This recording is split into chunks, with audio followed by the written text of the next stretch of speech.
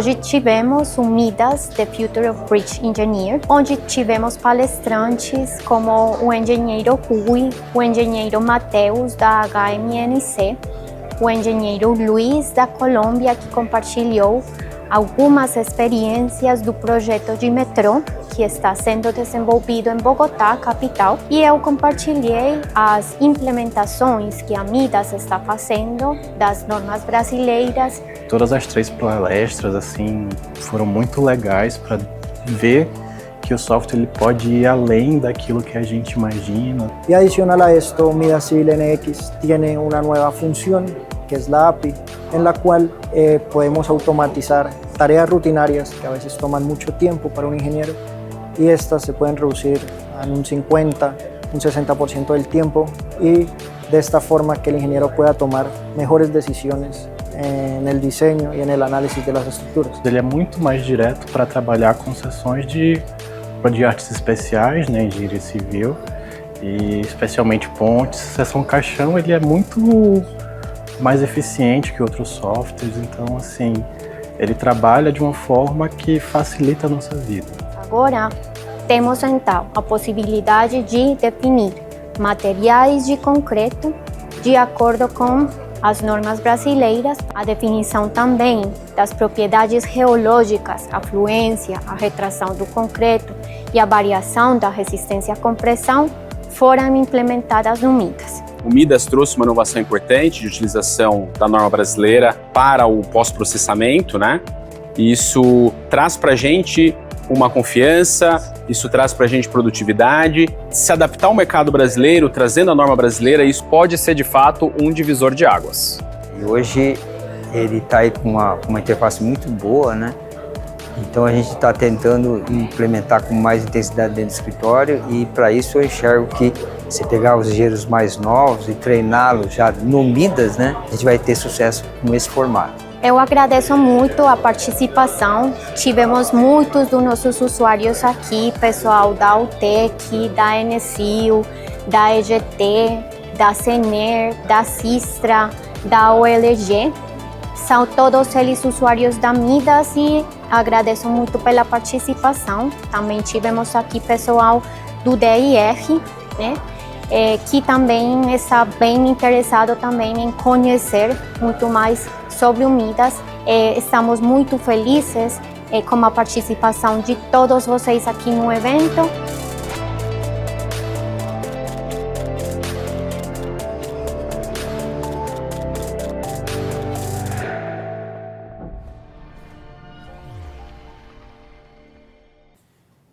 E gostaria de dizer também que compartilharei essa apresentação com o nosso engenheiro Jean e farei uma introdução, né, algumas discussões iniciais, e posteriormente o Jean vai tratar propriamente de um dos estudos de caso que desenvolvemos com o software Midas, ok?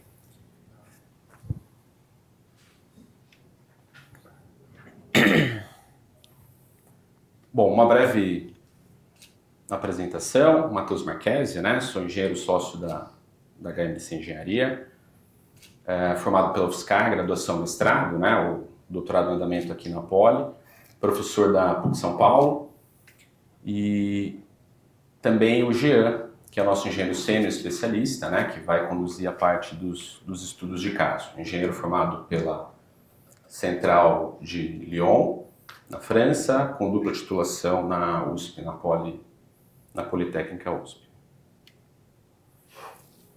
Essa apresentação ela é composta de 3 partes. Eu ficarei com essa introdução e, na sequência, um estudo de caso de um viaduto em balanços sensivos, que hoje apresentará, e também, na sequência, um estudo de caso com uma solução em extradorso. Tá? Uma breve apresentação da nossa empresa. A HMC ela foi fundada enquanto Grupo HMC em 2022, recente, mas ela surge a partir da fusão de 2 outras empresas, a Hiroaki Março, Engenharia Civil, e o HMNC, desculpa, o NCI.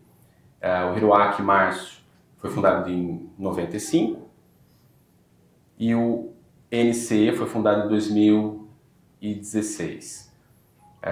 O Márcio, né, Márcio Ishi, é o representante da HME, né, da Hiroaki Márcio, e o Thiago, o João e eu viemos do NCE, cujo início ele foi focado em cursos, né? Então, essa sigla significa Núcleo de Capacitação em Engenharia de Estruturas. Então, a gente teve uma iniciativa em 2016 para a criação de alguns cursos de capacitação.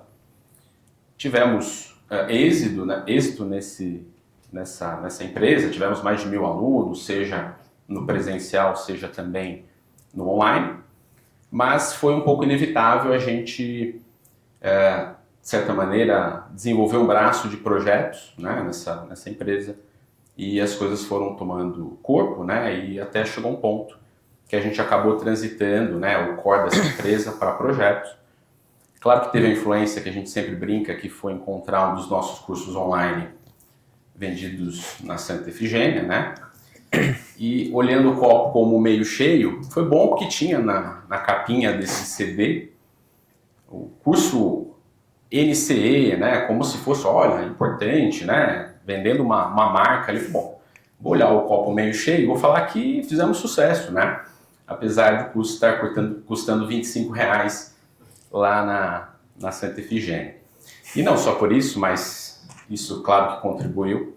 A gente focou mais em projetos e nos idos aí de 2020, 2021, a gente começou a fazer algumas coisas com o Márcio, né? Até aqui na frente, da Hiroaki Márcio. E em 2022 a gente fez uma fusão, né? Tínhamos aí a época de 2022 da ordem de 20 colaboradores, né? A partir dessa fusão. E hoje temos aproximadamente 80 pessoas no nosso escritório. Nós estamos localizados na Avenida Paulista, aqui em São Paulo, né, a nossa matriz. Temos um andar ali no prédio Grande Avenida e temos um polo em São Carlos também. Temos alguns engenheiros projetistas que trabalham lá. Todos os 4 diretores, né, o Márcio, eu, o João e o Thiago, somos de São Carlos no sentido de faculdade, né? Então a gente fez lá, eu e o Thiago fizemos a Federal de São Carlos, o Márcio e o João fizeram aquela outra faculdade que tem lá. E a rivalidade sempre existe, né, e sempre perdurará. E a gente tem um carinho especial por São Carlos, né, e não só por isso, mas também a gente tem um polo lá que tem nos auxiliado.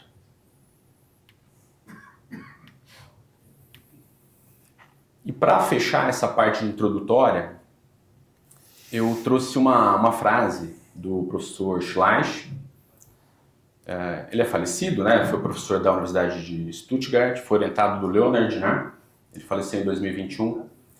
E essa frase é bastante importante, né? Para a gente buscar a essência dos nossos projetos.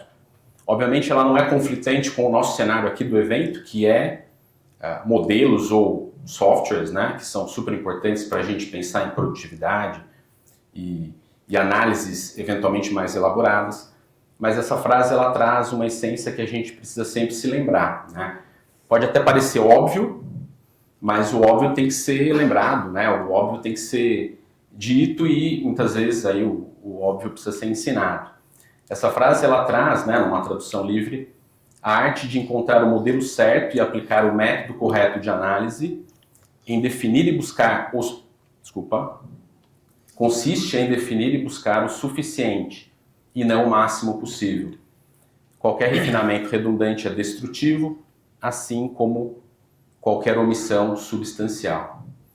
Essa frase, eu me deparei com ela, né? Existe um artigo, né? Existe uma fonte ali indicada embaixo, mas no contexto de onde eu usei, né, essa citação, onde o modelo era um modelo de cálculo, né, uma expressão analítica, pensando em cortante, né, em umas pesquisas relacionadas a mestrado, mas ela reflete também essa ideia de modelo como modelo que a gente faça, um modelo computacional, de algum software, né, mais avançado e tudo mais. E esse aspecto, essa essência, né, de que muitas vezes menos é mais, ou modelos mais simplificados são super importantes para que a gente tenha qualidade no nosso projeto, e muitas vezes são necessários para que a gente dê o pontapé inicial, ganhe sensibilidade, para aí sim evoluir para algo mais complexo, com fases construtivas, não linearidades e tudo mais. Isso é algo que a gente precisa sempre estar alerta. Especialmente falando quando a gente Tem engenheiros novos, e eu imagino que aqui a grande maioria dos representantes de empresas de projeto tem engenheiros novos também. Não que hoje seja fácil contratar engenheiros novos, mas é difícil, e contratar engenheiros mais experientes é muito mais, né? A gente vive esse drama, eu imagino que todo mundo tenha essa condição. Então a gente precisa tentar treinar os poucos que são interessados ali em projetos e estruturas, e esse treinamento é super importante. E esse talvez seja aí uma essência, né, desse processo, porque muitas vezes o engenheiro júnior, né, ele se deslumbra lá com os modelos coloridos e tudo mais, e muitas vezes perde-se o controle do que se está identificando, né, o que está acontecendo ali, sem ter um modelo simples, uma conta na mão que seja, né, ou um modelo plano, né, a gente sempre cita modelos planos, né, em contraponto a modelos complexos, que às vezes aparecem até com elementos sólidos e tudo mais. Então a gente tem que ter bastante cuidado nessa abordagem para a gente usar os programas como ferramentas, né? A gente nunca deixar essa essência de ter o controle sobre aquilo, de ter expectativas sobre resultados a partir dos modelos que a gente conduz. Então esse é um ponto que eu gostaria de trazer, uma reflexão. Pode parecer um pouco óbvio, mas é o que eu citei antes, né? Entendemos aí que o óbvio precisa ser dito, né? Ele precisa ser ensinado. É algo que tem feito, que faz parte do nosso dia a dia, né? A gente tem que ter essa atenção para que as coisas caminhem bem. Bom, fechando essa breve introdução, eu passo a palavra para o engenheiro Jean, que vai trazer esses estudos de caso, balanços sucessivos, posteriormente o extradorso.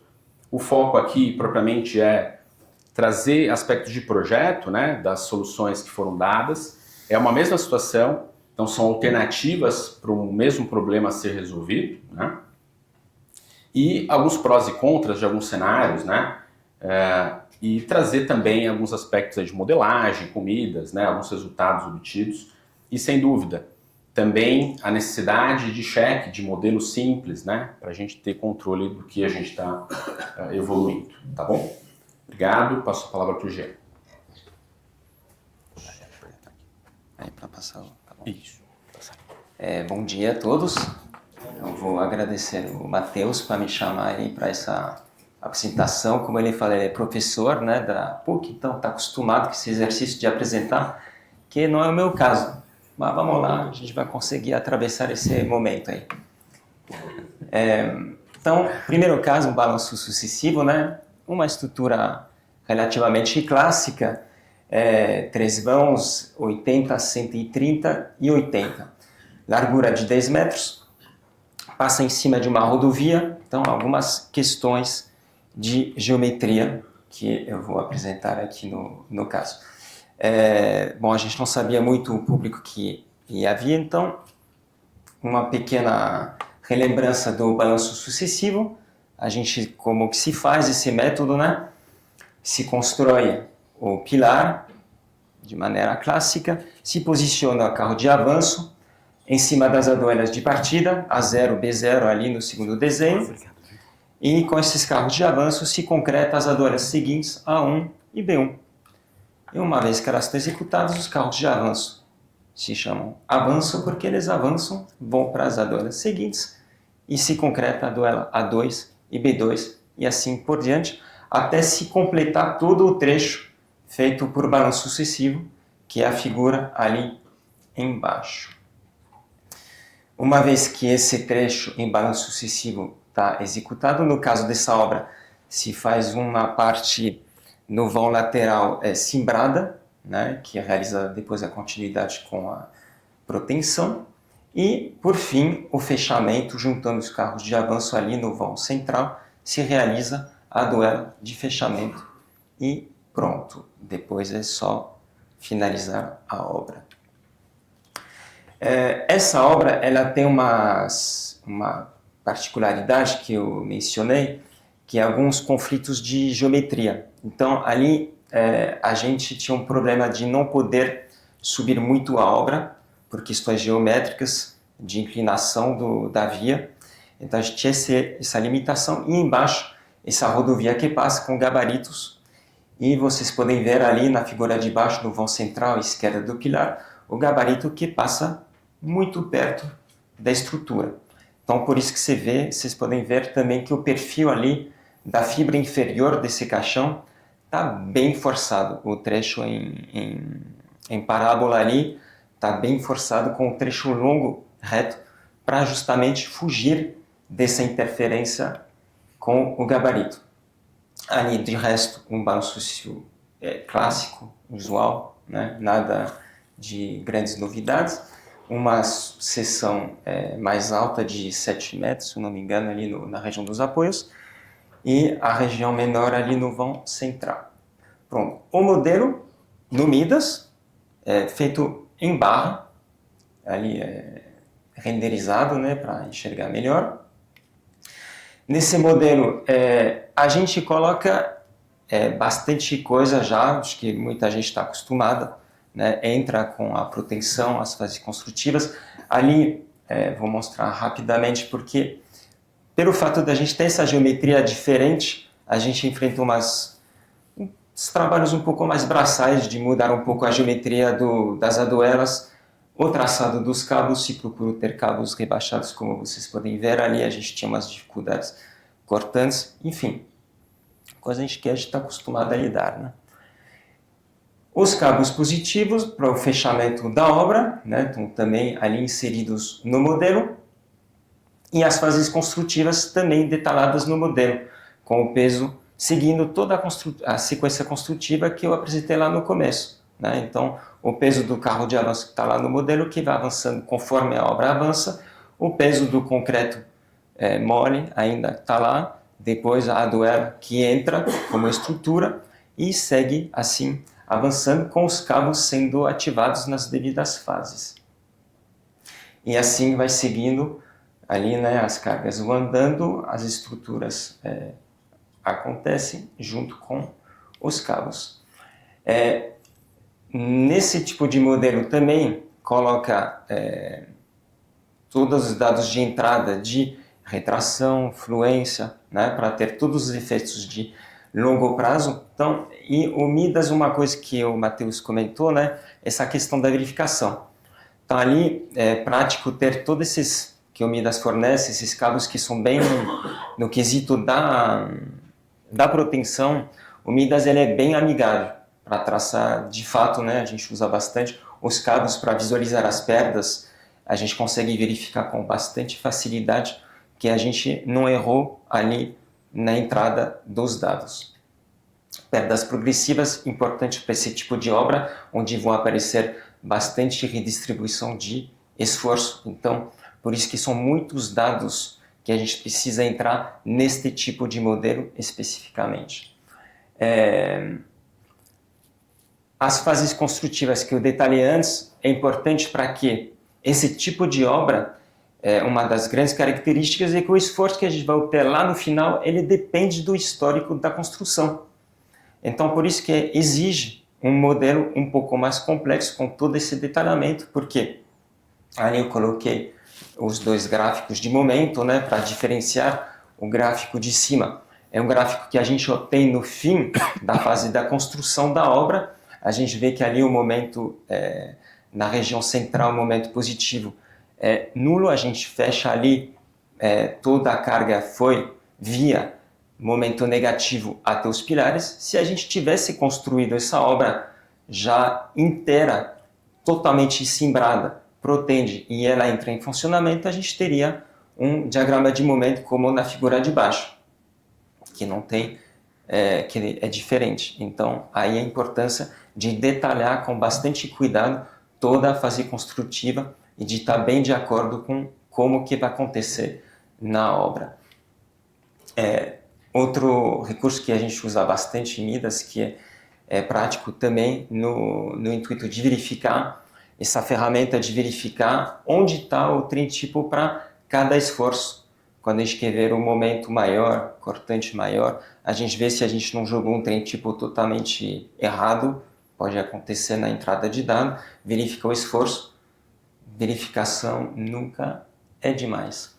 Aí as verificações usuais, né, de LU, verificações de tensões, também o Midas também é bem amigável nesse aspecto, tanto na fase final quanto na fase construtiva, uma obra curva, então a gente tem uma dissimetria ali em relação ao eixo da obra, né? Então a gente consegue verificar nas diferentes fibras extremas do caixão as tensões para verificar que não tem problema na vida útil e no decorrer da execução da obra. Verificações também clássicas, né? Tensões, deslocamentos, para ver que a gente não colocou nada muito estranho. Ali uma pequena coisa que a gente acrescentou, que é bom de lembrar, uma especificidade desse tipo de obra do balanço sucessivo. A gente tem essa fase de construção que é, como o nome diz, em balanço, então sempre é bom relembrar a importância de verificar a segurança na fase de construção, né? No caso da obra que eu apresentei, o pilar é engastado no tabuleiro, então é uma verificação de resistência ali ao esforço do pilar. No caso que o tabuleiro está ligado com o pilar com o aparelho de apoio, é uma verificação ainda mais importante, verificação de estabilidade, né? Então ali, basicamente, duas grandes verificações, uma verificação numa fase normal de obra, né? Pode haver um desequilíbrio de forças de multidão, né? Pessoas, trabalhadores ali circulando na obra, pequenos equipamentos, uma carga FCB, uma carga maior, pode haver ali um rolo de cabos de proteção ali perto da duela que está sendo concretada, e o caso de uma duela ali em vermelho sendo concretada, enquanto do outro lado não tem ainda a duela sendo concretada, gerando um desequilíbrio, e a gente precisa verificar que a obra não vai cair, porque a gente não quer que a obra caia. Também uma situação de acidente, que o que a gente não quer, mas que pode acontecer, de um carro de avanço cair, que é o caso de baixo. Então ali uma outra combinação excepcional, né? Ali a carga é para cima, uma coisa que a gente não está muito acostumado na engenharia civil, né? Em geral as cargas vão para baixo, mas no caso é uma carga que vai para cima, que resulta do efeito da queda do carro de avanço. É um efeito dinâmico, então tem uma espécie de impacto, então por isso que surge uma carga para cima que tende a desequilibrar ainda mais a estrutura. E também uma outra carga em cima, no caso na figura de cima, que é o vento de sucção, que também ali concorre a desequilibrar essa estrutura. Então é uma verificação que é bem importante de se fazer nesse tipo de obra. E como o Matheus comentou, o balanço sucessivo, a parte do sem glamour, dos bastidores. A coisa importante de fazer, eu sei que os clientes, né, quando a gente vai apresentar, é sempre bom ter um grafiquinho, um monte de cores, tensões, figuras, não sei o que lá, mas também aquele caderninho, aquela conta feinha, que a gente não mostra, não gosta muito de ver, mas tem que estar lá, em algum lugar, essa continha para verificar que, afinal de contas, o que a gente entrou, o resultado, ele entrega aquilo que se espera, né? Para não perder o controle, principalmente nesse tipo de modelo, como eu mostrei anteriormente. A gente tem que colocar cablagem, fase de construção, redistribuição, fluência, retração, um monte de fatores. Então é óbvio que tudo aquilo é um monte de lugares onde pode haver um erro na hora que a gente entra os dados. Se o dado entrado está errado, o resultado está errado. Então precisa dessas verificações simples para esses modelos complexos. Também uma verificação que a gente faz, que é a parte da contraflecha, né? Relembrando rapidamente, acho que a maioria aqui sabe, mas no caso de um balanço sucessivo, a gente não pode simplesmente construir a ponte seguindo a geometria final, porque conforme a gente vai avançando, a estrutura vai se deslocando, e se a gente segue a geometria final, a gente vai ter uma ponte que vai ficar abaixo da geometria desejável, que é o que eu coloquei lá nos gráficos abaixo. Então a gente vê ali no gráfico de esquerda as aduelas sendo concretadas, e a cada aduela que está sendo concretada, a estrutura vai cedendo, chegando nessa posição final. Por isso a gente tem que colocar uma contraflecha nessa obra para que essa obra chegue na posição desejada, né? Então aquele gráfico ali embaixo do meio ele é bem interessante de ter em mente. Então, vocês têm as aduelas 1, 2, 3 até 5, né? Então, se você segue, por exemplo, a aduela 4, você vai ver a aduela 1, você vai ver quando se concreta a aduela 2, ela vai ceder e do ponto 1.1 ela vai chegar no ponto 2.1. Quando você vai concretar a aduela 3, do ponto 2.1 vai chegar no ponto 3.1. Quando vai concretar a aduela 4, mesma coisa, até concretar a aduela 5 e vai chegar no ponto 5.1. O Midas dá diretamente um gráfico de contraflechas, mas também fornece essa tabela ali, um pouco horrorosa, mas que é boa de ter, que é necessária, e que é, de novo, aquele trabalho de verificação, um pouco braçal, mas que precisa fazer.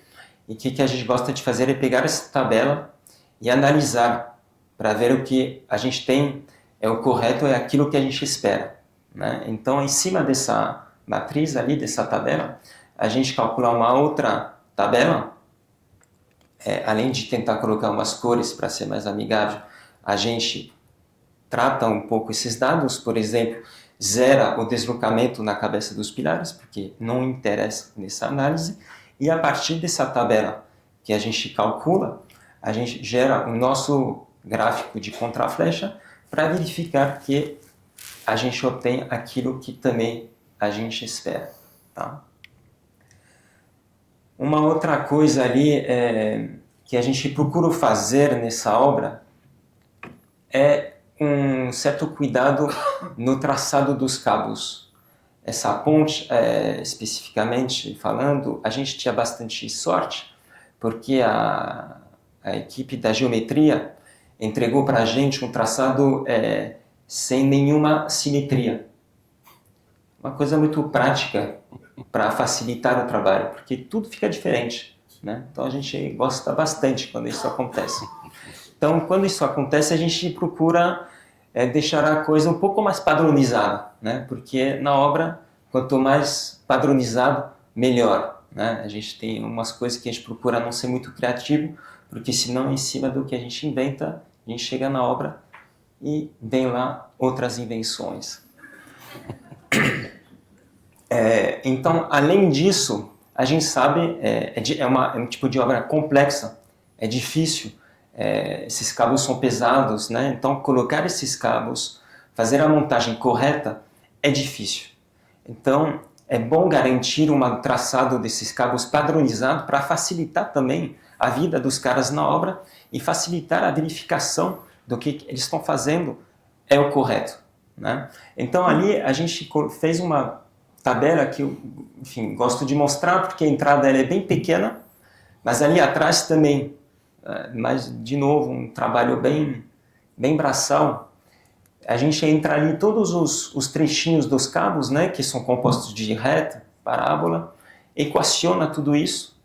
Então ali a gente trabalha com bastante matriz, então é bom estudar essas matérias na Poli, para que todo esse traçado seja tangente, que toda a concordância aconteça.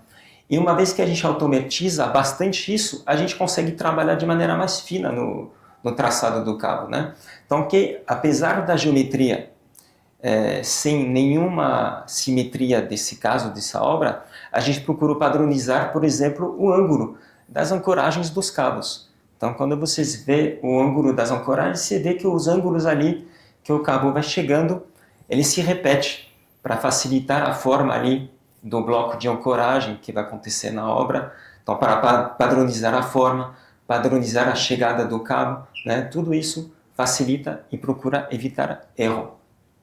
Outra coisa que a gente procura fazer na medida do possível é evitar que esses trechos ali em parábola passem nas juntas de concretagem dessas aduelas, né? Porque são os pontos difíceis que vai ter que emendar as bainhas. Então, um cabo que passa reto é mais fácil, evita aquele ângulo que a gente não quer, que vai introduzir na estrutura um esforço parasita, né? Então, sempre é bom pensar no projeto, também na obra, para evitar que erros aconteçam. Com esse tipo de tabela, também a gente trabalha um pouco no traçado em planta desse tipo de cabo. Nessa obra que a gente procura fazer um traçado, eu fiz uma tradução livre, do jeito que a gente chama no meu país, mas que é penteado, que ali a explicação está ali no gráfico de direita, não sei se se usa assim no Brasil, mas quando você olha aqui à direita, parece que de fato passou um pente ali nos cabos, então todos os cabos saem de maneira paralela. Também facilita para os caras lá, facilita a verificação, e quando esse tipo de traçado está bem equacionado em relação com a divisão das aduelas, a gente consegue padronizar a máscara ali dos furos dos cabos que vai acontecer em cada junta de concretagem, que é o que eu representei ali, né? Então, o que eu mostrei aqui, vou mostrar aqui que é mais fácil, é a sobreposição de todas as fases de juntas entre as aduelas. E quando você junta todas elas, você obtém esse desenho. Então ele mostra que tem uma padronização, que os furos eles vão sempre cair no mesmo lugar. Então para o cara lá na obra é uma coisa que facilita, ele sabe já de maneira mais tranquila onde que vai cair aquele cabo, né? Então a gente vê ali, eu mostrei os cabos, o azul, o vermelho, que vão saindo sempre com a mesma inclinação, a gente só aumenta o número de trecho reto, depois sempre uma parábola que tem que combinar com esse trecho reto e a divisão das aduelas, e os cabos vão seguindo de maneira paralela. Então a gente vê esses cabos que passam aqui, esse xizinho é sempre o cabo na posição final, quando ele já vai reto, e esses furos ali sem xizinho é o cabo que ainda está sendo desviado. E mesmo sendo desviado, ele cai numa posição que a gente consegue avaliar em função das posições finais. Então, é uma condição interessante para os caras poderem verificar, padronizar mais fácil o traçado desses cabos. Embora que, para a gente, exige um pouquinho mais de conta ali na obra, porque torna o traçado dos cabos um pouco mais rígido. Daqui vou para o caso 2, que é a alternativa extradorso. Essa alternativa, na verdade, surge dessa obra que eu acabei de apresentar, que é esse problema que eu circulei aqui em vermelho, que mesmo na condição final a gente tenha fugido do gabarito, né, do conflito ali da geometria, na fase de construção o carro de avanço vai invadir esse gabarito, que é um problema, né? A gente sabe que gosta de entuchar os caminhões até o céu, então chega ali um caminhão super alto, bate no carro de avanço, é um problema. E a gente procura evitar problemas. Então, para evitar essa situação, surge a alternativa de uma estrutura extradorso. Eu fiz um pequeno resumo ali do extradorso, que é uma estrutura um pouco híbrida ali visualmente, digamos assim, entre uma ponte estaiada e uma ponte em caixão em viga, né, protendida, clássica. Apesar de ter os estais, o comportamento estrutural desse tipo de obra é diferente de uma ponte estaiada, né? Geralmente ponte estaiada, tabuleiro mais flexível, então o sistema que tem a rigidez ali estrutural é o sistema dos estais, então a carga caminha pelos estais. No caso de uma ponte estradosada, você tem um tabuleiro rígido e a rigidez dos estais.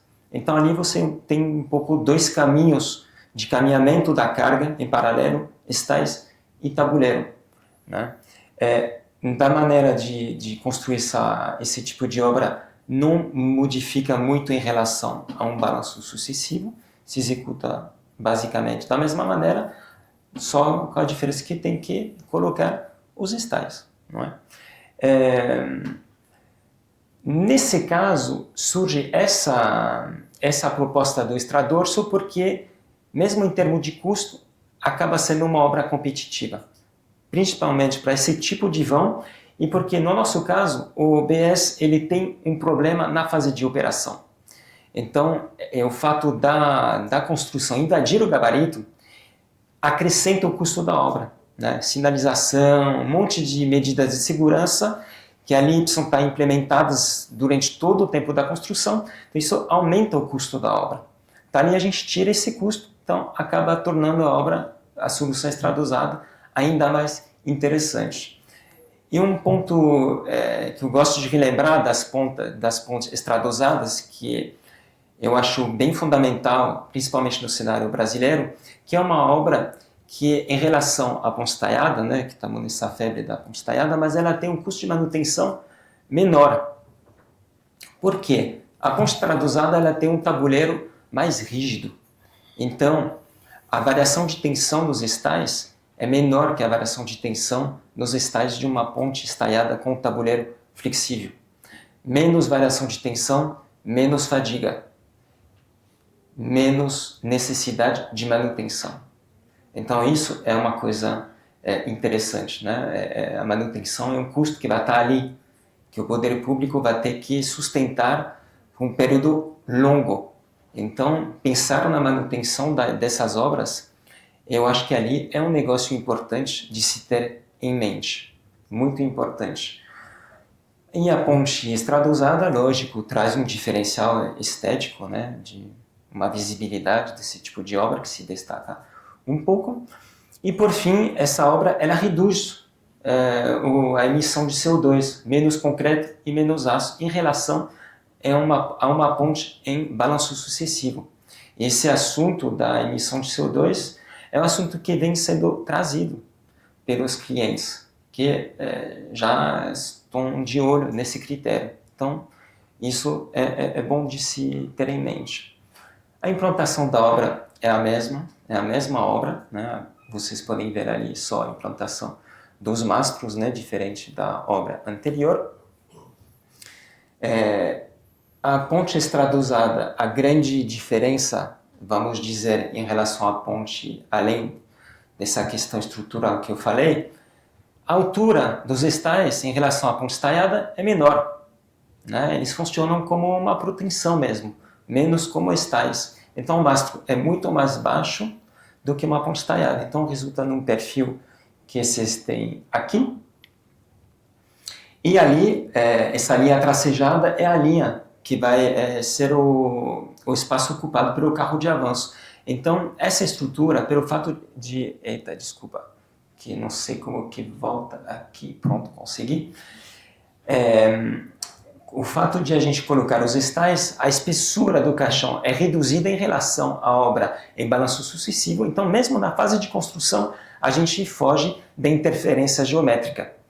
Então, ali por isso que essa opção se torna interessante nessa obra especificamente, né? O círculo inverge ali, mesmo na fase de construção a gente não vai invadir. Agora essa obra ela tem uma particularidade, ela é curva. E é uma curva bem acentuada, né? O raio de curvatura dessa obra é pequeno.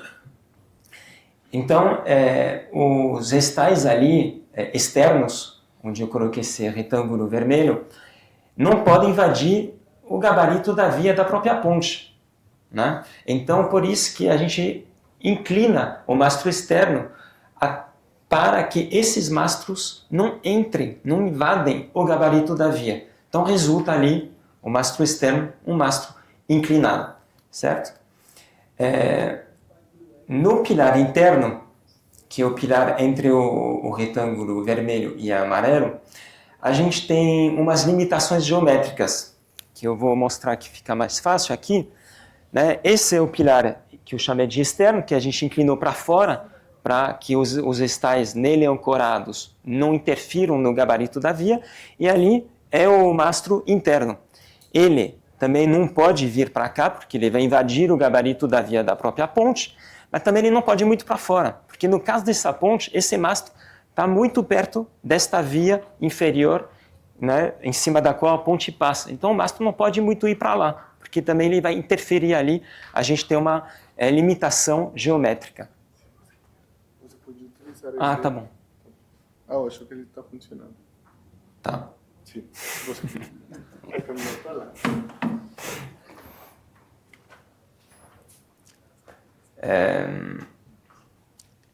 Ali, vou falar um pouco desse caso que a gente fez, que junta um pouco com o que o Matheus falou, como que a gente usa ali o Midas, né?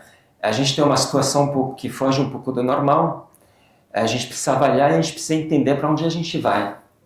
Então, o que a gente procura fazer, antes de sair fazendo modelos complexos, é fazer umas contas mais simples, mas pé no chão, vamos com calma, para tentar entender o que está acontecendo ali, porque é um negócio que a gente não está muito acostumado a ver. Então, basicamente, ali, o que a gente faz? E a gente vai entender até melhor, porque agora eu tenho o microfone aqui, então fica mais fácil. Essa aqui é a ponte curva, né? E os estáis estão ancorados aqui. Isso aqui são os nossos mastros, em amarelo o plano dos mastros, e ali esses círculos verdes são os baricentros das ancoragens dos estáis no tabuleiro, né? Então, aqui seria como se tivesse um estai equivalente que sai do mastro e ancora aqui. Quando a gente faz a projeção desses estais, que resultam em forças no plano dos mastros, essa projeção acontece aqui, nesse ponto AT, ancoragem tabuleiro, que resulta no esqueminha a seguir, esse aqui. Então aqui é o nosso mastro, que está aqui, que vai receber uma inclinação ou não sabemos, vamos ver. E aqui são os estais, que resulta num estai equivalente, né, no meio de todos os estais, e resulta numa ancoragem ali que a gente projetou nesse plano de estudo, certo? Essa altura a gente precisa manter, porque é a altura dos estais da ponte estradosada. Para que ela funcione, a gente precisa manter a altura de onde vão ancorar esses cabos. O que a gente pode mexer é a inclinação desse mastro, certo? Aqui a gente tem essa distância D, onde chegou esse ponto. Esse D, ele decorre do raio de curvatura da ponte. Quanto menor o raio de curvatura, maior D.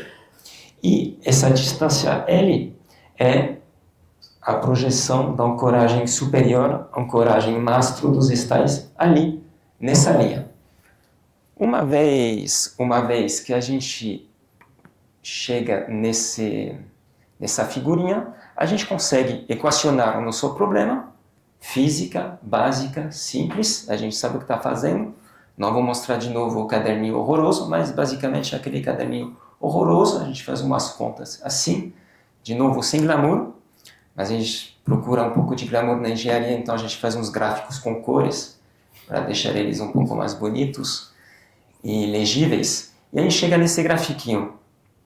Esse gráfico, no caso desse mastro, ele mostra o quê? A inclinação do mastro, negativo e positivo. Vou passar a figura anterior. Negativo é o quê? Negativo é quando o mastro vem para cá. Ângulo positivo, o mastro vai na direção dos estais, certo? Então, esses ângulos. E ali, nesse eixo aqui, o momento que a gente vai ter na base do mastro. E a gente quer que esse momento seja o menor possível, né? A gente observa o quê? Quando a gente sai de uma angulação negativa e a gente aumenta o ângulo, o momento ele aumenta. Ele aumenta até um momento que vai mudar. Esse momento que vai mudar, ele está nessa linha aqui roxa. E esse lugar ele depende do raio de curvatura da ponte. Quanto menor o raio de curvatura, está aqui, maior esse lugar. E o que é esse lugar aqui? Esse lugar, na figurinha anterior, é esse ponto B. Quando você está com o mastro para cá e você inclina, até que este ponto chegue na vertical desse, o momento vai aumentar. Uma vez que esse ponto passa para lá, o momento começa a baixar. Isso tem umas consequências na nossa obra aqui. Quando você está com uma ponte com raio de curvatura grande, aqui coloquei 1000 metros, esse ponto aqui está aqui. Então, praticamente, você pode deixar o mastro vertical, inclinar um pouco de um lado, inclinar um pouco do outro. Está ali, estamos no ponto máximo da curva, tangente nula, não vai mudar lá grandes coisas. Quando o raio de curvatura começa a ficar menor, aí a coisa complica um pouco. Porque se a gente inclina de maneira simétrica esse mastro, a gente aumenta o momento. Aumenta e aumenta. E quando, no nosso caso da nossa ponte aqui, 200, a gente está aqui, do mastro vertical, para encontrar o mesmo momento fletor na base, teria que inclinar 50 graus para encontrar o mesmo momento. 50 graus, para a gente já é um belo problema.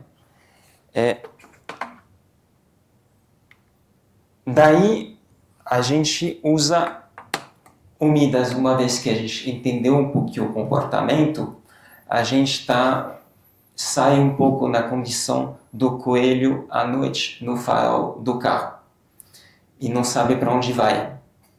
A gente consegue entender um pouco melhor e a gente consegue fazer um modelo um pouco mais complexo, porém com controle e uma direção, porque a gente já entendeu a sensibilidade da física por trás do que a gente está estudando. Então a gente faz dois modelos, um modelo com mastro reto, opção 1, e o mastro interno simétrico ao externo. E a gente vai ver se de fato a gente observa o que a gente pressentiu, calculou ali na nossa continha simples. E a gente chega nisso, configuração 1 e configuração 2, e a gente vê que na configuração 2 o momento aumentou, piorou a situação. Então é melhor deixar o mastro ali, no caso, vertical. Nisso, a gente chega num desenho que é assim, não vou entrar no mérito todo, mas tem uma condição específica ali que aqui é um estudo inicial, é um estudo de alternativa. Isso é uma alternativa que a gente chegou. A gente tem outras alternativas que podem ser deslocar também um pilar e a gente talvez comece a poder inclinar ele. Quando a gente desloca a base do pilar aqui, a gente reduz aquela nossa excentricidade, que na figura anterior eu reduzo essa excentricidade inclinando o mastro, mas eu também posso deslocar. Porém, como eu falei para vocês, ali no caso eu tenho uma limitação, porque aqui eu tenho um gabarito, então eu não posso invadir. E também, quando eu começo a deslocar o meu tabuleiro, ele precisa ficar no lugar onde ele está. Então, é somente o mastro que vai. Então, começa também a aparecer problemas, outros problemas na transversina. Que muitas vezes é isso que acontece na engenharia. É problema e a gente não consegue muito fugir do problema, mas às vezes é escolher o menor problema entre diferentes problemas. Então, às vezes é ter um pouco de calma, de tranquilidade, de aceitar que não sabe muito, vamos ver o que está melhor, e às vezes é o que espera, às vezes não. Tem que ver, tem que estudar várias alternativas. Então, mostrei esse exemplo aqui porque eu acho que ele é um pouco interessante em vários sentidos. Não perder de vista a continha na mão para verificação, mas também a continha na mão lá no começo.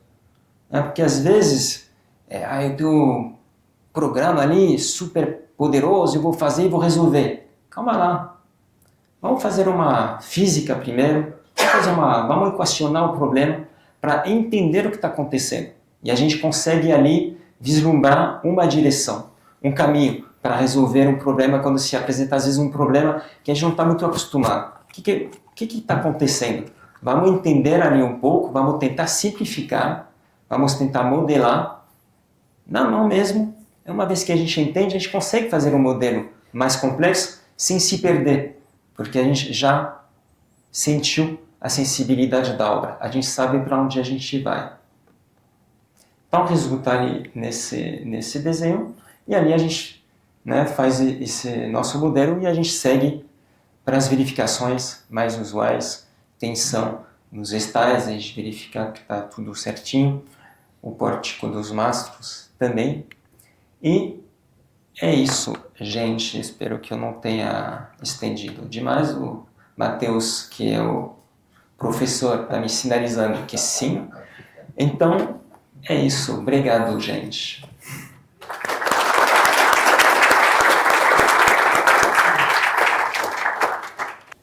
Primeiro que tudo, obrigado, Midas, pela invitação. Faz tempo que eu não falo português, só eu vou fazer a palestra em espanhol. Eu vou tratar de falar um pouco despacio, só a gente pode entender melhor. Vai?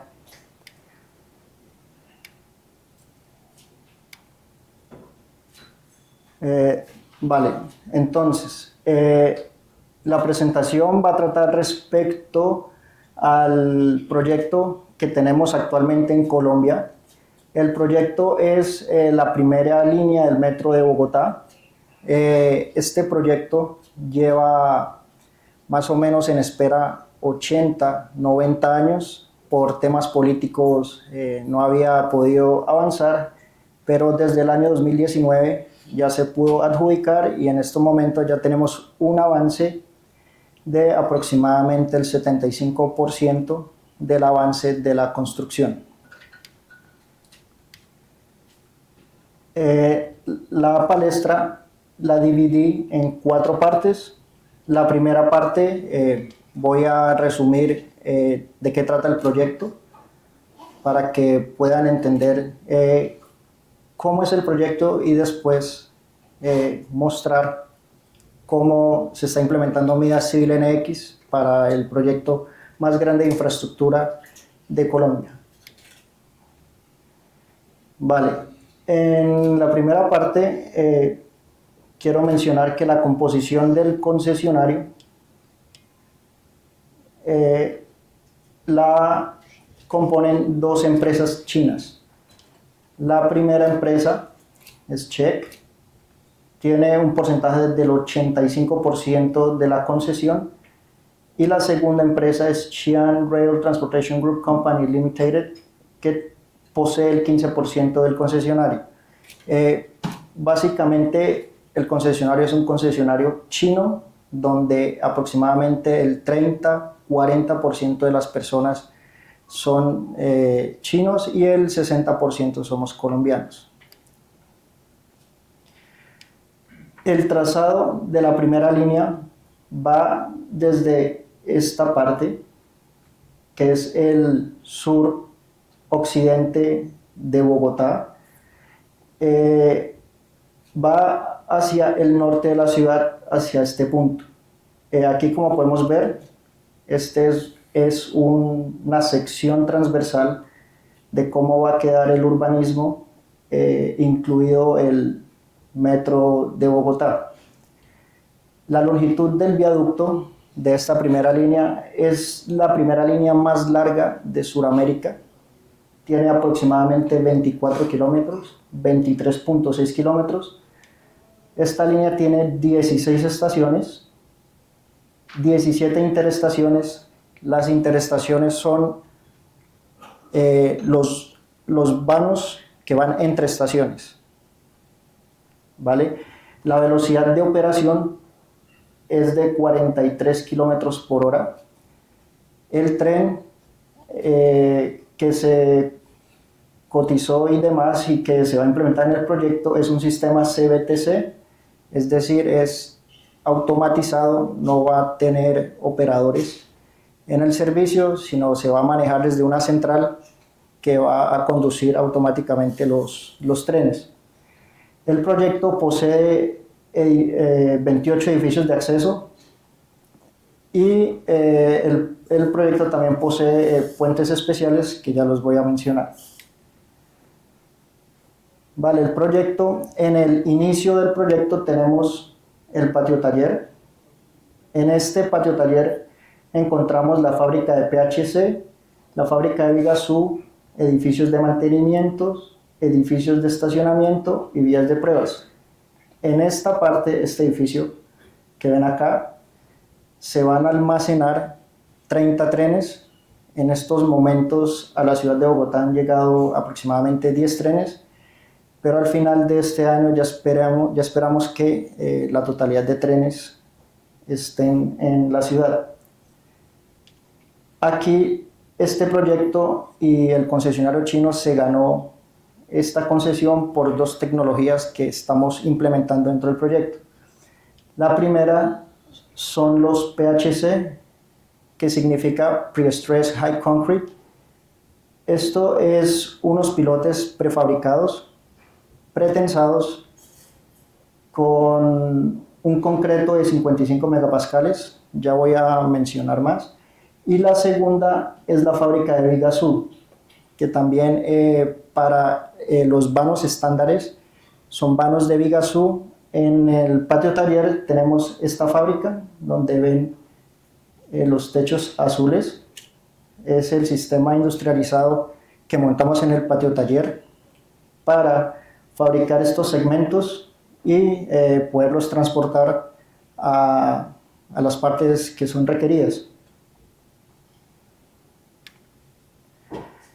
Entonces, como ya mencionaba, una de las tecnologías por la cual el concesionario chino se ganó el proyecto es por esta tecnología, que son los PHC. Dentro del patio taller, como ya mencioné, pues tenemos una fábrica de prefabricados, donde aquí vemos el proceso. Esto es pues algo ilustrativo. En el proceso está desde el armado, fundida, curado y almacenamiento de los pilotes. Como podemos ver, los pilotes son pilotes huecos. Al inicio del proyecto se manejaron módulos de 15 metros o 7 metros, pero en estos momentos del proyecto ya se están manejando módulos de distintas longitudes. Ya tenemos de 13, 6 o 8. También cabe resaltar que estos pilotes PHC tienen diferentes cantidades de acero pretensado. Actualmente en el proyecto, dependiendo de las solicitaciones que tengamos en ciertos apoyos y en ciertas zonas, tenemos pilotes con 20 barras pretensadas, 30 barras pretensadas o 40 barras pretensadas.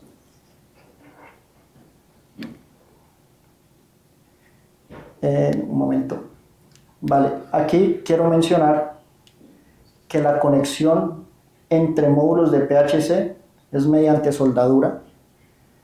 Nosotros, el concesionario, tiene una máquina que extrae directamente desde China, especializada en el hincado de estos pilotes, en el cual no se hace un hincado por percusión, es decir, golpes, no se hace de esa forma, se hace por presión.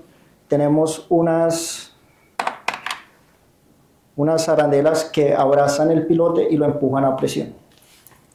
Esas máquinas son de gran envergadura, tienen más o menos 10 por 10 y pesan 1000 toneladas para poder ejercer el hincado a presión, para poder llevarlo a la profundidad de diseño.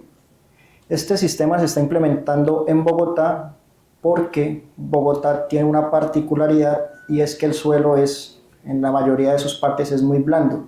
Entonces el hincado es un sistema muy eficiente y rápido para este proceso, porque en los pilotes preexcavados, es decir, convencionales, debido a que los suelos son muy blandos, tenemos muchas inestabilidades en las excavaciones y por esto se está implementando en mayor proporción esta tecnología.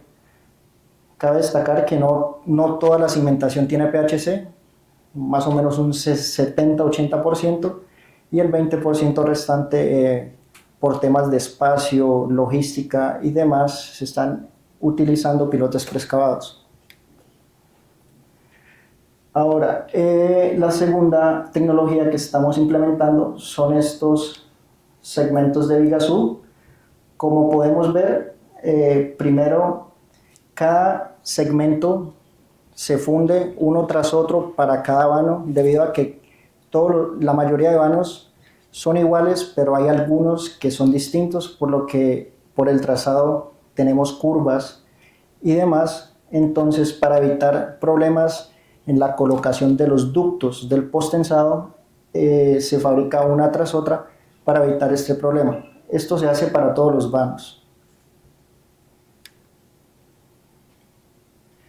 Vale, entonces pues, esa era la primera parte que quería mencionar, el concesionario, las tecnologías nuevas que estamos implementando, porque estas tecnologías en Colombia no se habían aplicado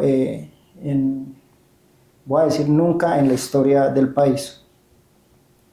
En esta parte, pues quería mostrar más o menos cómo son los renders, de cómo va a quedar las estaciones. Las estaciones se dividen en dos partes. La primera son estaciones tipo mezzanine, nosotros las llamamos así, es decir, es un edificio. No tiene apoyos tipo puente o viaducto, sino es un edificio. Y de esta forma aquí pueden ver pues, que el tren va a pasar encima del edificio y pues no tiene en particular nada de un puente.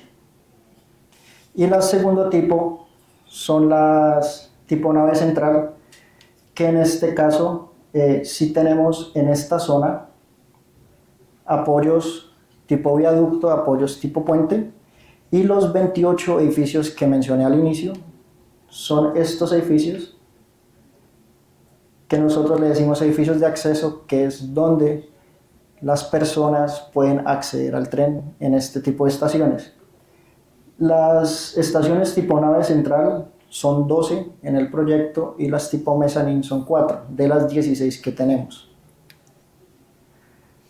Y este es un render que quería mostrarles, solo a modo informativo de cómo van a quedar las estaciones en el metro de Bogotá.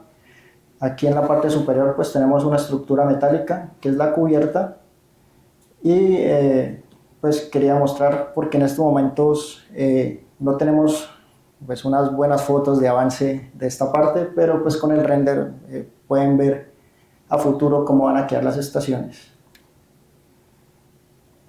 Las vigas U, nosotros para esta tecnología, el concesionario chino trajo al país 8 vigas lanzadoras, que son estas vigas naranjas. Son vigas sumamente grandes y pesadas. Cada viga lanzadora pesa 480 toneladas y cuando tienen todo un vano completo levantado, alcanza todo el sistema a pesar entre 1000 y 1200 toneladas dependiendo del vano que tengamos. El proceso de construcción, ¿cómo es? Un momento. Aquí se van levantando segmento tras segmentos. Se suben, la viga lanzadora tiene capacidad para subir todos los segmentos al mismo tiempo. Se suben todos los segmentos, ya voy a mostrar, de esta forma. Se ordenan todos. En las interfaces, en las juntas entre módulos, se aplica un epóxico, se hace un tensionamiento inicial muy pequeño, no con los cables principales, sino con unos cables auxiliares que tenemos arriba, y de esta forma queda sellada la junta.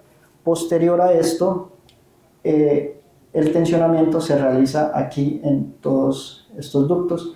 Tenemos la mayor cantidad de ductos en la parte inferior y muy pocos en las almas, debido a que pues la mayoría de vanos son vanos simplemente apoyados, es decir, tenemos momento positivo, entonces pues en la parte superior no requerimos demasiado postensado. Este tensionamiento se hace en el aire, él se tensiona, se termina la inyección de los ductos y posterior a esto se baja a su posición donde va a quedar cada segmento. Este proceso al inicio nos duraba 30 días, pero hoy en día ya un vano lo podemos tener en una semana, ya terminado, postensado y construido. La segunda parte, la primera parte era solo pues, una introducción muy general de cómo es el proyecto y qué es lo que estamos implementando en Colombia. Y la segunda parte pues ya vamos a entrar en materia de cómo estamos utilizando MIDAS Civil NX en el proyecto. Para la modelación, como podemos ver, gracias a MIDAS Civil, pues podemos básicamente realizar el modelaje de todas las partes de la subestructura y de la superestructura. Aquí, como podemos ver, estos modelos también los utilizamos gracias a que Midas tiene las normas americanas, que prácticamente es AASHTO, es la misma que la CCP14, que es la norma colombiana. Entonces, digamos que para el diseño de estas cubiertas y para estos elementos es fácil debido a Midas Civil. Entonces, aquí, como podemos ver también, Midas Civil tiene pues de forma gráfica, cada sección se le puede dar un color para evidenciar fácilmente si se asignó correctamente la sección que va en ese elemento o si por error se asignó otra sección distinta donde no debería ir.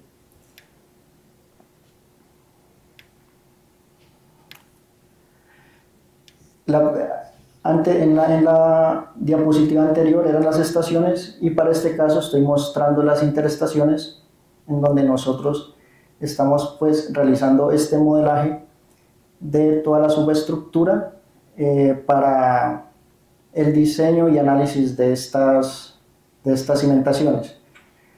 Nosotros como equipo técnico actualmente tenemos subcontratistas que son los que están realizando los diseños principales de todo el proyecto y que ya terminaron en mayor parte. Pero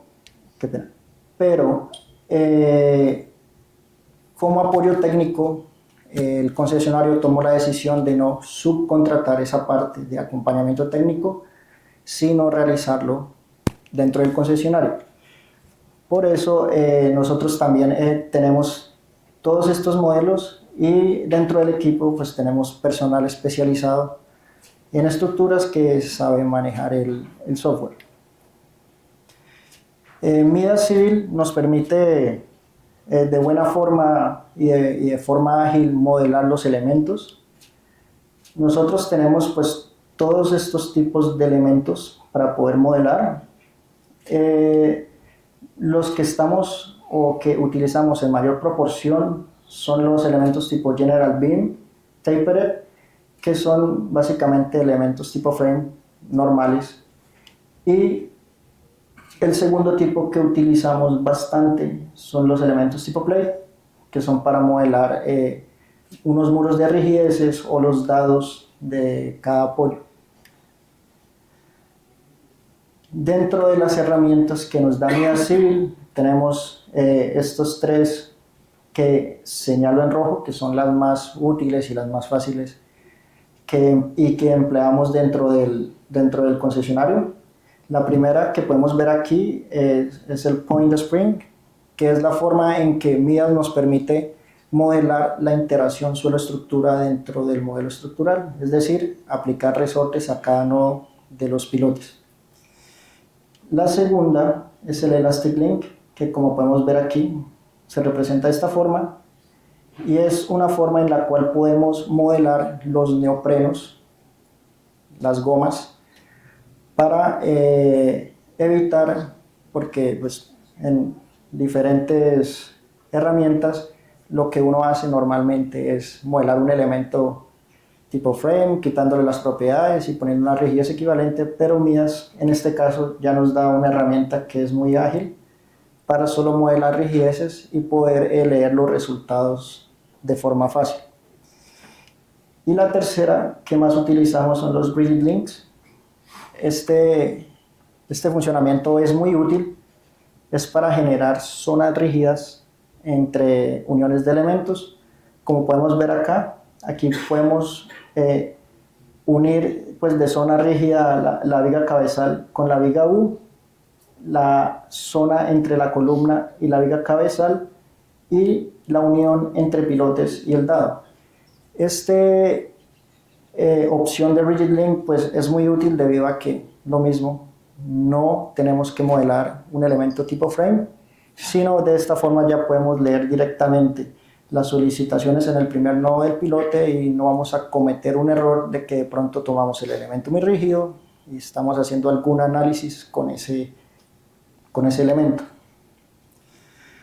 Dentro de las opciones que tenemos en Midas Civil, quise mencionar pues, que son muy útiles para nosotros, que son, tenemos cargas estáticas, que los podemos encontrar acá. Básicamente son cargas en nodos y cargas distribuidas en elementos. Y adicional a esto, también tenemos pues cargas a presión y cargas en pisos que son de forma muy ágil en la aplicación dentro del modelo. Aquí, como podemos ver, la representación gráfica de cómo se están aplicando las cargas pues es muy intuitiva, da la dirección, el color y la magnitud de forma fácil, al igual que para las cargas distribuidas. De esta forma, Midas nos permite observar visualmente, cabe la redundancia, de qué estamos aplicando en el sentido que es las cargas y así evitar errores en el modelaje y en el análisis. Y también Midas nos permite Midas Civil, que es un software especializado en puentes, las cargas móviles, que son las que estamos aquí utilizando dentro del proyecto. Para este caso, la carga móvil más grande es la EL8, que es del estándar europeo, en el cual equivale a, si no recuerdo mal, 8 personas por metro cuadrado dentro del tren, y esta pues, es la carga más crítica dentro del proyecto para carga viva. Y aquí pues quería mostrarles de qué forma Midas Civil aplica los lanes, los carriles, dentro de un elemento. Se pueden aplicar de forma muy fácil y de forma visual. Se puede analizar qué es lo que estamos aplicando. Aquí en esta parte son carriles para peatones y las dos centrales son los carriles de los trenes que tenemos dentro del proyecto. Y de igual forma, como mencionaron los compañeros de la anterior presentación, Midas nos permite de forma gráfica muy fácil verificar las cargas vivas móviles, en qué posición nos permite, en qué posición generan la solicitación máxima dentro de los elementos. Entonces, de esta forma, pues gráficamente se pueden ver aquí las cargas por ejes y aquí pues los momentos, lo cual para el análisis es muy importante para poder tomar decisiones correctas en el diseño de este tipo de estructuras. Vale, la segunda parte era de cómo estamos utilizando Midas Civil para el modelaje, y ahora en la tercera parte voy a mostrar cómo es el análisis con este tipo de modelaje en las estructuras. Midas Civil nos permite tener resultados visuales en esta zona. Aquí lo que podemos ver son las cargas, donde dice forces. Aquí podemos ver de forma visual muy intuitiva y muy fácil, con una leyenda para detectar elementos críticos que son los más cargados. Para el análisis, también de forma gráfica y muy intuitiva, podemos observar las deformaciones de los elementos, también con desplazamiento tipo color, que es pues algo muy visualmente fácil para entender para un ingeniero en qué parte se está deformando más la estructura y saber si ese es el comportamiento que debería tener la estructura o no, o si de pronto hay algún tipo en el modelo, hay algo en el modelo que está generando un comportamiento raro o erróneo dentro de la estructura.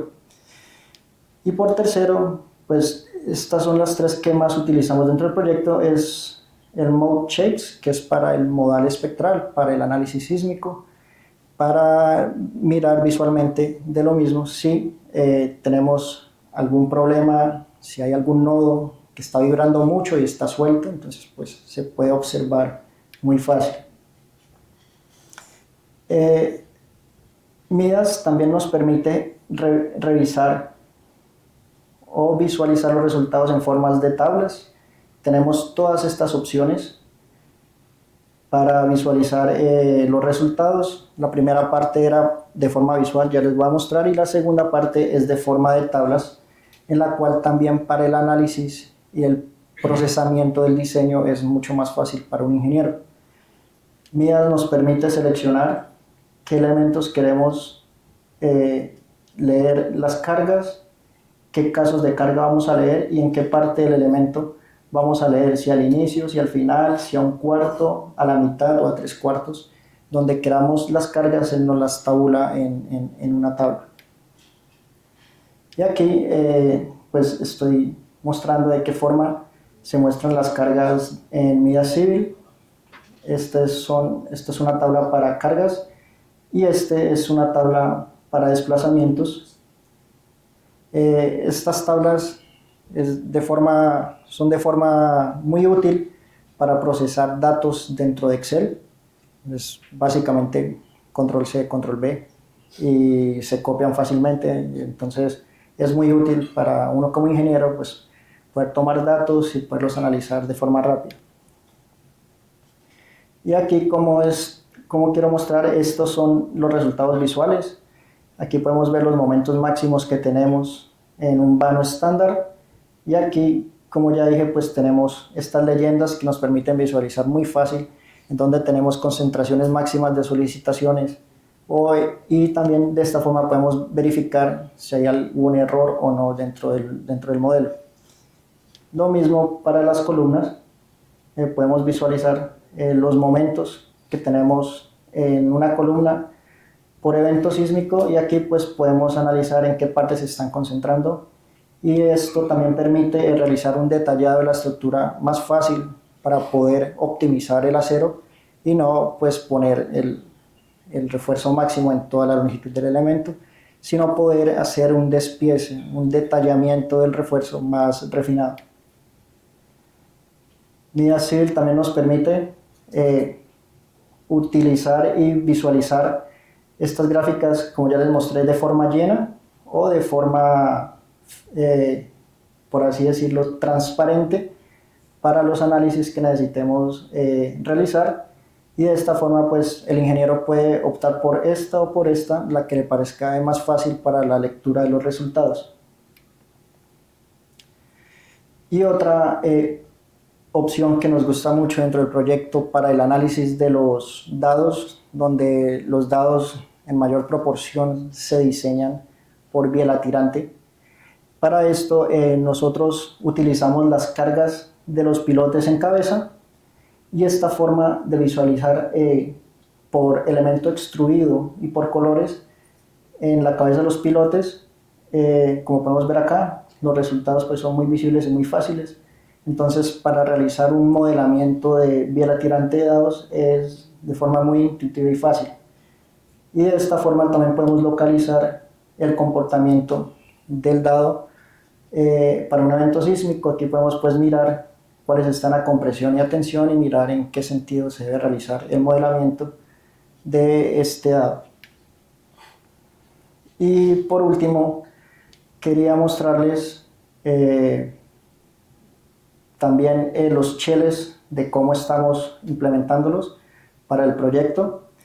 De forma muy intuitiva también tenemos estas leyendas donde nos permiten leer dónde hay mayor concentración de fuerzas, lo cual nos permite poner una parrilla común para todo el dado y solo en ciertas zonas poner más refuerzo para el reforzamiento de estas concentraciones. Como pueden ver, el enmallado es bien detallado, es decir, los cuadritos son bien pequeños, entonces podemos obtener unos resultados muy consistentes y muy reales en el diseño de estos dados. Y como les mencioné anterior, aquí esta es una gráfica para los desplazamientos del viaducto, donde, como ya mencioné, pues por los colores podemos evidenciar fácilmente en dónde se está desplazando más el viaducto o la porción del viaducto que modelamos y verificar si se está comportando de la forma que debería ser. Aquí, pues solo por mencionar cómo se representan los desplazamientos en el modal espectral. Este es de forma gráfica para el primer modo. Aquí vemos que pues se está desplazando esta zona. Obviamente estos desplazamientos son exagerados para poder visualizar fácilmente, no son de esta magnitud, pero aquí de esta forma podemos ver que sí hay una concentración de masas en esta zona, del viaducto y que es la primera que empieza a activarse en caso de un sismo. Y en la segunda parte podemos observar en forma de tablas las frecuencias y periodos que tenemos en el viaducto, y aquí también podemos observar el porcentaje de masas, si estamos cumpliendo con lo requerido a la normativa, que para este caso siempre cumplimos, que está más del 90%, 94, 94 y 90. Entonces, esas dos primeras partes eran para mostrarles cómo estamos dentro del proyecto utilizando Midas Civil para el modelaje y para el análisis. La cuarta parte pienso que es la más importante de esta presentación, que es donde estamos utilizando la función API, que es la nueva función que nos da Midas para poder generar aplicaciones externas al software y poder automatizar herramientas de forma fácil.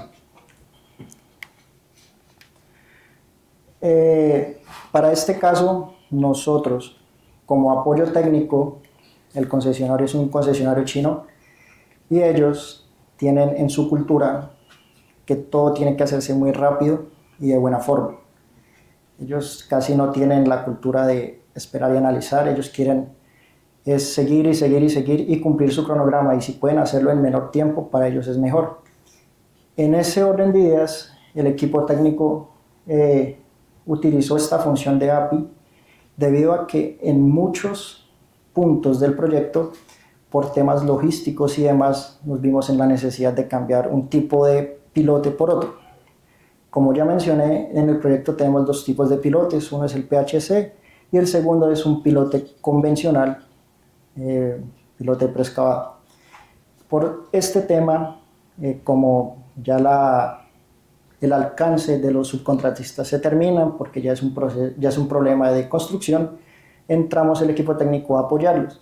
Entonces, con esta función de API dentro del equipo, que tenemos varios ingenieros con aptitudes para la aplicación, creamos una app para hacer la iteración y el cambio de resortes en los apoyos de forma rápida. ¿Por qué es esto? Porque dentro del proyecto la iteración sobre la estructura la estamos realizando por curvas PY.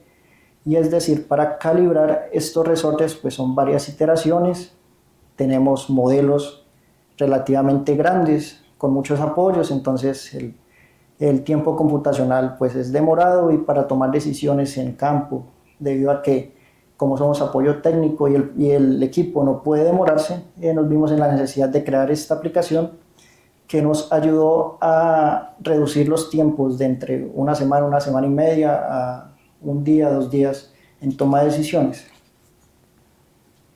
Entonces, ese, digamos, era el resumen de por qué estamos utilizando y cómo Midas, con esta función API, podemos automatizar y hacer herramientas que nos ayudan en el día a día, que son tareas muy repetitivas y que no es donde el ingeniero debería gastar mucho tiempo.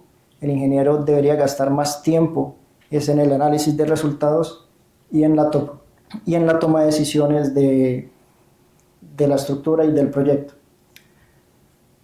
Qué pena. Entonces, para esto, en esta zona de apps, Midas creó esta API Settings, donde tenemos una base URL, una MAPI Key y un estado que dice desconectado. Básicamente la API es como un número de teléfono que conecta una aplicación con otra. Entonces, de esta forma, con este número de teléfono, Midas puede comunicarse con una aplicación y la aplicación con Midas. De esta forma, dentro del equipo, pues creamos esta herramienta que la llamamos así Midas Spring Updater.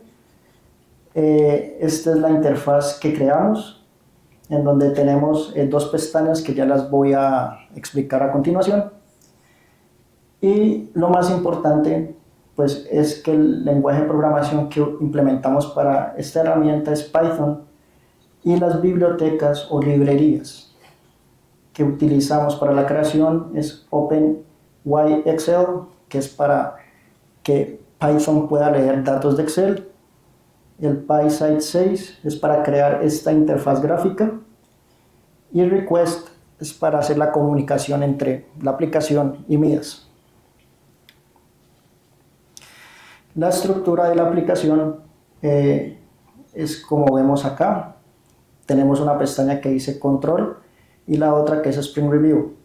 Entonces, para la pestaña que dice Control, nosotros creamos un botón de chequeo de conexión y aquí vamos a utilizar la base URL y la MAPI key que nos da Midas. Midas nos da eso, la copiamos y la pegamos en la aplicación, le damos Check Connection y él nos va a dar este resultado en verde donde dice Connect, dice que todo está bien, va a mostrar el correo del usuario, va a mostrar las unidades en las que está el modelo y va a mostrar el estado que dice Connection Verify, es decir, la aplicación ya está conectada con Midas. La segunda parte para esta aplicación es la Data Source. En es básicamente de qué archivo Excel la aplicación va a tomar los resortes que ya nos da el equipo de geotecnia en sus modelamientos y básicamente en este Excel los ubicamos de esta forma, desde la profundidad 1 hasta la profundidad 10 y tenemos aquí la misma nomenclatura que Midas, que es SDX, SDY, SDZ, que es para los resortes traslacionales en cada dirección. Esto es solo para seleccionar el archivo Excel en donde están guardados los resortes para que después puedan utilizarlos y actualizarlos dentro del modelo. Y en esta parte tenemos el Node Selection, que pienso que es una de las funciones más chéveres de la aplicación. Aquí tenemos dos formas de seleccionar los nodos, porque como la aplicación ya está conectada con Midas, tenemos dos formas de actualizar los resortes. Una es de forma manual, es decir, me voy al software, saco cada nodo, el ID del nodo, cada nombre del nodo, lo pongo allá y la aplicación va a meterse al software, va a leer esos nodos y va a actualizarlos. Y la segunda, que es la que más utilizamos, que es Get from Midas Selection, y que es la más chévere, es que automáticamente yo selecciono en el modelo los nodos y él ya sabe que esos son los que va a actualizar. Yo no tengo que hacer nada manual, sino netamente yo entro al modelo, lo selecciono y listo. Y la segunda pestaña de la aplicación es el Spring Preview, en donde aquí creamos esto porque a veces en las primeras fases de la aplicación nos dábamos cuenta que cuando cargamos los resortes no eran los correctos. Entonces de esta forma es como, oiga, estos son los datos que usted tiene en el Excel, ¿están bien? ¿Sí? Listo, entonces continúe con la aplicación. Y aquí, como ya mencioné, pues los va a aplicar. Estos son SDX, SDY, SDZ, que son para las rigideces translacionales de cada nodo y que están en el mismo sentido del eje global de Midas. Y a continuación voy a presentar un video interactivo para que miren de qué forma se utiliza la aplicación en forma real y que vean de qué forma tan rápida se actualiza un apoyo. Este apoyo tiene 16 pilotes, tenemos aquí 50 metros por cada pilote, es decir, tenemos creo que 2000 nodos. Entonces, si no se tiene una herramienta para automatizar esto, se vuelve muy tedioso en la ejecución de esto. Y ahora, en el proyecto tenemos 743 apoyos. Entonces, si vamos a hacer algún análisis o alguna toma de decisión rápida, pues este proceso, que es más iterativo y normal, se vuelve una tarea muy crítica para la toma de decisiones dentro del proyecto. Entonces aquí, como estamos viendo, seleccionamos. Yo aquí estoy mostrando que ya hay resortes aplicados dentro del apoyo y en cada pilote. Ahí vemos que ya tenemos resortes. Esa es la forma en que Midas los muestra. Yo en ese momento pues apago los pilotes y lo que voy a hacer es borrarlos, eliminarlos. Voy a volver a mostrar. Veo que ya no hay nada asignado en resortes en este apoyo y de esta forma ya entro a utilizar la API. Aquí lo más importante es que siempre debe decir connect para que la aplicación se pueda conectar con Midas. Entonces aquí yo estoy aplicando el check connection, ya verifico que todo está bien, funciona, está conectado con Midas. Me voy a seleccionar mi archivo de Excel donde están los resortes. Ahí abajo él muestra cuál es el archivo que seleccioné y ahí me muestra todos los resortes que tengo asignados. Qué pena. Quería parar el video, pero volvió. No hay forma de... Que por ahí un minuto, sí. Entonces, pues de esta forma, esta aplicación nos ha ayudado mucho y la función de Midas API pues nos ha permitido utilizar la programación para tomar decisiones y, como ya dije, lo más importante de un ingeniero no es en estas tareas rutinarias, sino en el análisis de los resultados para tomar las mejores decisiones, porque a veces el tiempo es tan corto y estas tareas a veces gastan tanto tiempo y muchas veces pues no se puede tomar la mejor decisión para el proyecto. Entonces, de esta forma ya podemos tomar mejores decisiones para el proyecto y de forma eficiente. Es la última.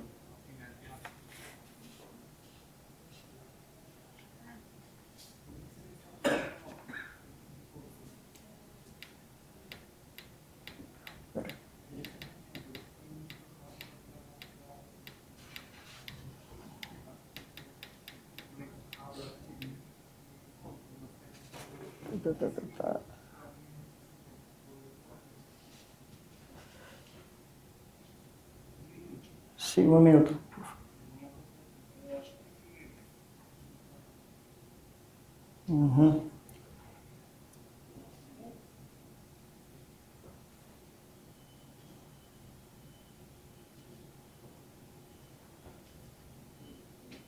Bueno, pero ahí volvió desde el inicio Bueno, el video no es tan largo, dura 3 minutos, entonces pues... ¿Está bien? Pues ya inició, pero si quiere dejémoslo ahí. No hay problema. Lo puse 1 minuto 50. Pero bueno, se reinició, no pasa nada, no va a tocar. Ok, vamos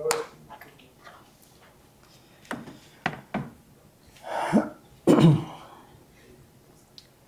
Entonces, como dije, pues con esta herramienta API, esto es solo una de las aplicaciones que uno puede crear. Uno puede crear muchísimas más para la ayuda de si geométricamente el alineamiento está cambiando porque no está definido por el diseñador geométrico. También hay formas de pegar este alineamiento a los nodos y uno poderlo cambiar, ponerle curvaturas y demás. También pues, se pueden crear todas las aplicaciones que uno se puede imaginar para la ayuda en la toma de decisiones. Entonces, bueno, aquí vemos los resortes que están dentro del archivo Excel y ahora voy a seleccionar la opción de Get from Midas Selection. Entramos al modelo. Yo selecciono dentro del modelo los nodos, solamente así seleccionándolo. Yo sé que ya tengo los resortes, le doy Update Sprint. Como podemos ver, él ya está trabajando, se creó una herramienta para mirar el progreso, va el 30, va el 50, va el 90 y el 100 tomó más o menos 10 segundos en actualizar 2160 resortes y como podemos ver, yo los borré, aquí como podemos ver visualmente, ya están asignados dentro de todo el apoyo. Duramos, ¿cuánto? Mientras programo la aplicación y demás, 5 minutos. Yo digo que lo que más toma tiempo es el ordenamiento de los datos de geotecnia, los resortes que vamos a aplicar. Y aquí lo que estoy mostrando y quiero compararles es, yo ya los apliqué, ahora voy a tomar los resortes que tengo de esos apoyos y los voy a comparar contra los de Excel y en el orden que tenemos ahí. En los pilotes van desde el 7568 y va aumentando a medida que se va profundizando el pilote. Entonces, de esta forma, como ya dije, estas tablas son muy intuitivas y fáciles. Uno le da control C, ahí estoy mostrando que van de menor a mayor a medida que se van profundizando. Yo los copio, control C, y le doy control V y él ya me los pega inmediatamente.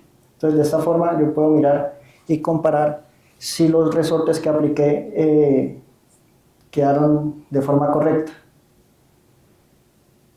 Y ahí pues estoy evidenciando que todo quedó aplicado de buena forma. Obviamente estos resortes son unos resortes pues X, no vienen de un análisis geotécnico, sino era solo para la demostración de la aplicación.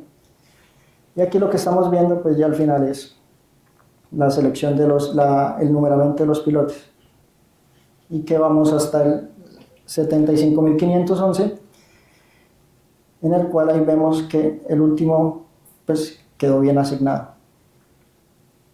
Y básicamente esa sería la aplicación que nosotros creamos dentro del equipo técnico para poder ayudarnos en la toma de decisiones en el día a día, debido a que la presión pues, es constante porque es un proyecto muy político y muy importante para Colombia y no nos permitimos demorar mucho el proceso de construcción. Y básicamente eso sería todo por la presentación. Ese es el resumen de cómo es el proyecto y cómo estamos aplicando MIA Civil para la ayuda en el análisis y la toma y la decisión técnica del proyecto.